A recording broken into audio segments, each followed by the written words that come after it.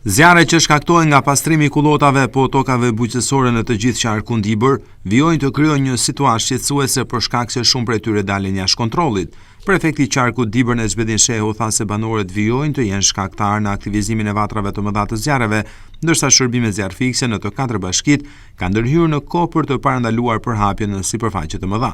Kemi pas 2-3 raste zjarresh në përmasa relativisht mëdha.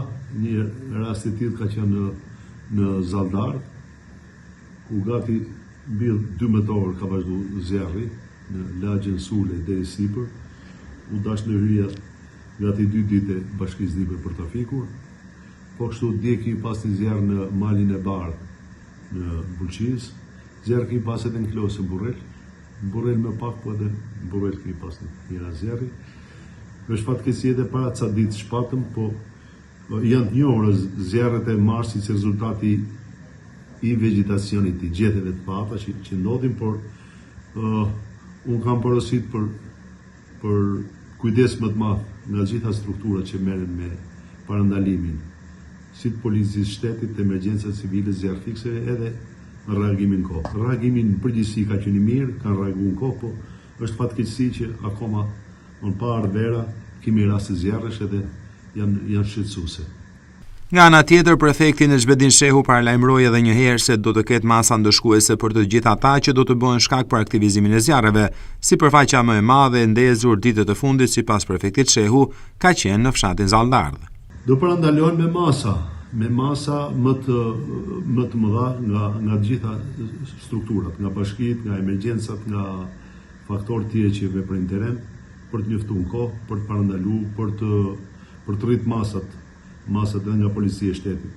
Po që se kemi njerëz që akoma pastrojnë kopshtet dhe fermat me edhe djegin në mënyrë pa kontrolluar mbeturinat e dimrit, cilat pjesa më e madhe këto janë shkaqet e zjarreve në afërsi të fshatrave, po ka edhe raste tash në zona të larta të Banur ku kemi zjarr, ndoshta nga grupe turistës akoma nuk kanë hip barit apo ato që përdorin malin, por raste kemi në malin e Alushit një rast patëm në mal Bardh që realisht janë relativisht larg nga zonat e banuara dhe nuk është normale të kemi zjarr.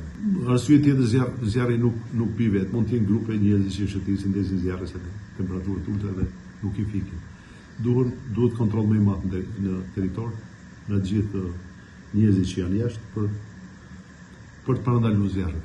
Në Zaldardh është diku 2 hektar, janë dushke pa dome të mëdha, por është përshkruar një zonë goxha e madhe sipërfaqe me dushke. Dhe rrezikonte edhe banesa. Vatrat e zjarrit janë shkaktuar kryesisht gjatë muajit shkurt dhe mars që përkon me periudhën e pastrimit të kullotave nga ana e banorëve.